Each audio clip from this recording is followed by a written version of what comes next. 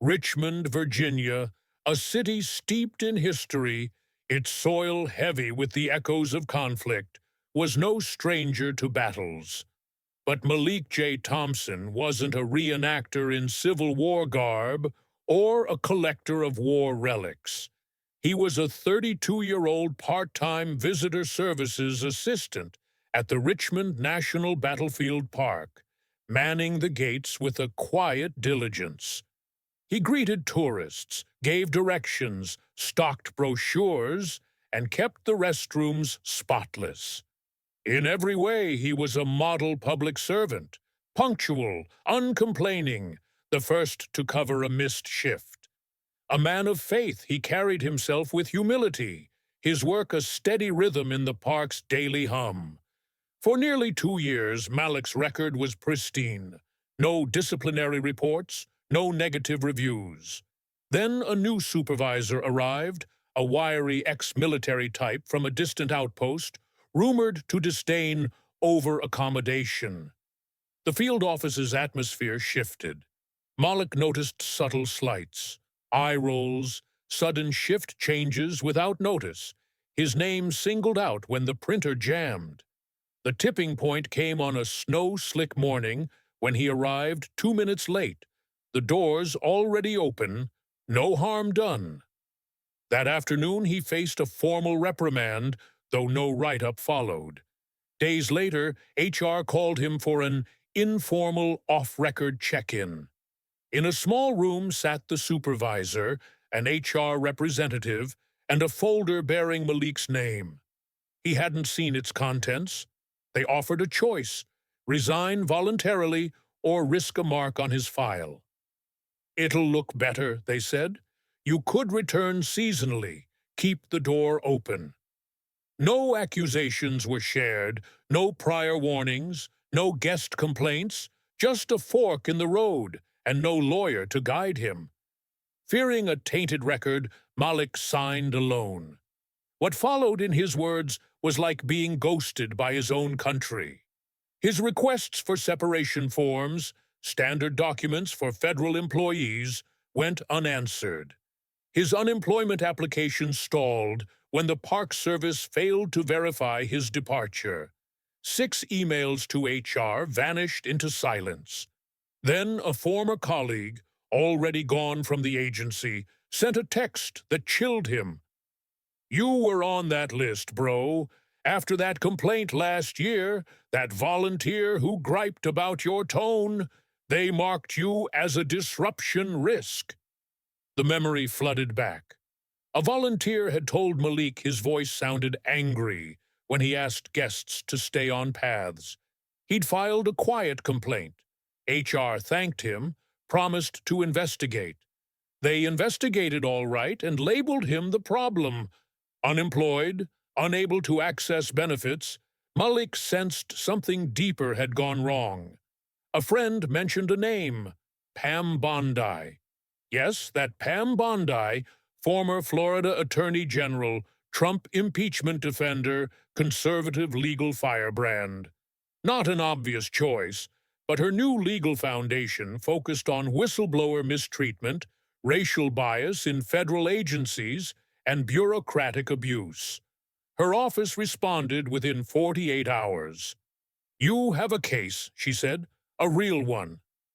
So began Thompson v. National Park Service, a civil claim alleging racial discrimination and seeking an order to compel the agency to issue Malik's documents.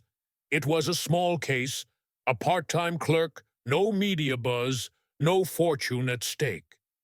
Yet the Department of Justice moved with startling speed, transferring the case to the U.S. District Court for the Northern District of California, citing an obscure administrative code clause consolidating certain employment actions by region. Legal sleight of hand. Malik found himself before Judge William Alsop, a seasoned Clinton appointee known for fiery rulings and unpredictable handling of administrative disputes. A jurist who'd clashed with administrations over immigration and tech monopolies, Alsop was a formidable figure. When Bondi saw the docket, her words were stark. "This bench has chosen its side, but we'll make our record." Malik had entered a war he hadn't trained for, one that would ripple through federal agencies. And Al-Soup, he didn't yet know this clerk from Richmond would crack his gavel. Federal courtrooms rarely feel cinematic, but Pam Bondi knew how to command one. She strode into the Northern District's marble halls in a tailored red suit, heels clicking like warning shots. Her entrance turned heads, even among jaded Ninth Circuit clerks. At 79, Judge Alsop, sharp as a tack, had presided over Silicon Valley lawsuits, immigration battles, and corporate giants. This case, a single clerk claiming institutional retaliation, didn't add up. Behind him stood Bondi, a legal firebrand with national name recognition. Alsop sensed a mismatch. The first hearing was straightforward on paper. Malik's team demanded a court order for his separation forms, documents essential for federal benefits. But Bondi buried a deeper challenge in the motion, accusing federal HR departments of systemic concealment, citing whistleblower cases from recent years. Alsop opened curtly. "Ms. Bondi, is this a request for relief or a press release in legal form?" She smiled. "It's both. Your Honor, and I'll prove the paperwork delay isn't error, it's obstruction." The government's lawyer, a younger man in a navy suit, rose with polished sarcasm. "This is an employment matter from a seasonal clerk. We struggle to see a constitutional injury." Bondi didn't flinch. "Then explain why it's taken months to process standard forms, or why Mr. Thompson's name appeared on a watch list after he filed a discrimination complaint." A hush fell. It was the first public mention of the list. Alsop leaned forward. "Is there evidence of such a list?" Bondi's paralegal handed her a folder. "We subpoenaed emails. Here's one. Subject line, personnel flag, possible sensitivity risk. Sent days after Mr. Thompson complained about a volunteer's racially coded remarks." Alsop skimmed the pages, his expression unreadable but his posture tense. The defense objected, claiming the emails were inadmissible. Alsop overruled but cautioned. "Ms. Bondi, don't turn this into a civil rights inquest unless you can prove institutional intent." She nodded. "Understood, Your Honor. I will." Soon Bondi amended the complaint, naming not just the Park Service but senior Interior Department officials, alleging a pattern of paperwork suppression targeting employees, especially minorities, who reported misconduct. Media began circling. First a local Richmond station, then national outlets. A retired Park Service employee's affidavit confirmed that minority employees were often labeled communication liabilities. Bondi requested a full evidentiary hearing, and Alsop, visibly annoyed but bound by protocol, approved it. Then Bondi made a dangerous move.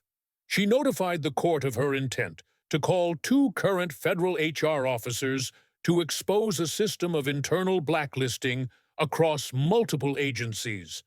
The courtroom erupted. Alsop tried to limit testimony. "This isn't a fishing expedition across the government." Bondi leaned in. "With respect, Your Honor, what you call a fishing expedition, the Constitution calls discovery." Media coverage surged. Washington insiders took notice. House Oversight Committee members sent quiet inquiries. What began as a paperwork dispute was now a constitutional confrontation. Malik watched from the gallery, stunned, as Bondi tore open a veil he'd thought untouchable. Alsop faced a choice: allow the hearing or risk appearing to shield a cracking system. He chose the former, but his staff whispered, if she connected the dots, this was more than wrongful termination. It was federal policy malpractice. The trapdoor had opened, and Alsup stood above it. Alsup had never shied from controversy. He'd ruled on Google, Uber, and high-profile class actions, his pedigree long and storied. But nothing prepared him for Bondi's blitzkrieg, or her choice of a racially charged HR dispute as her battlefield. Headlines shifted. Blacklisted by the feds? A clerk's case escalates.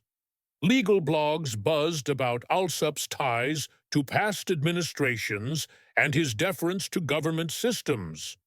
Courthouse staff described unprecedented tension. The evidentiary hearing was standing room only. Law clerks packed the back. Reporters jostled outside. Malik sat behind his team, palms sweating in a borrowed suit. Bondi, unfazed, called two former HR officers from Park Service regions in Utah and Georgia, both under whistleblower protection. Their testimony painted a pattern. Complaints, especially about race, were flagged. A red tag system tracked sensitivity risks. Employees who filed reports faced accelerated reviews or resignation pressure. Alsup looked disturbed, sipping water, adjusting his glasses. Then Bondi submitted a sealed motion to review communications from Alsup's own clerks about the case's transfer. Gasps rippled. Alsup turned crimson. "Ms. Bondi, you're bordering on contempt." She didn't blink. "With respect, Your Honor, your chamber's fingerprints are on this case's fast-track transfer. If we're arguing impartiality, transparency must be mutual." The government scrambled for a recess. Media erupted. Within days, the Ninth Circuit's chief judge announced a review of Alsup's case transfers. Bondi pressed harder, moving to unseal communications between Park Service attorneys and the district clerk's office. A major outlet reported that DOJ attorneys had favored Alsup's courtroom for its pragmatic handling. Bondi pounced. "This isn't about one man anymore. It's about a culture that sees racial retaliation as paperwork and whistleblowers as liabilities." Alsup called an emergency closed-door hearing. Records were sealed, but leaks emerged. 3 memos from his staff questioning the case's optics. One quoted Alsup, "The public won't care about a seasonal part-timer, especially one who left voluntarily." The quote broke the dam. Civil rights groups demanded recusal. Congressional leaders called for ethics probes. Social media hashtags trended. Under pressure, Alsup stepped aside, citing impartiality concerns. He denied wrongdoing, but the fire had caught. When Alsup recused himself, the legal world paused. Federal judges rarely stepped down, especially after national scrutiny and a duel with Pam Bondi. But within days, something bigger unraveled. A massive leak, hundreds of emails, anonymous and encrypted, reached investigative outlets. Labeled Project Eclipse, the documents exposed correspondence between HR departments, DOJ liaisons, and interior officials about monitoring sensitive personnel. Terms like SP tags and S flags appeared, marking employees who lodged complaints, especially about race or protected classes, for preemptive HR action. A soft blacklist. One email chain described a phase-out strategy for a flagged employee. The leak's authenticity was confirmed by insiders, and whistleblowers emerged. A mid-level HR tech from Arizona, who'd worked at the Bureau of Land Management, swore a database tracked over 900 employees as sensitive, most people of color. A former contractor at the Office of Personnel Management revealed metadata tags in employee files, shared undocumented between agencies.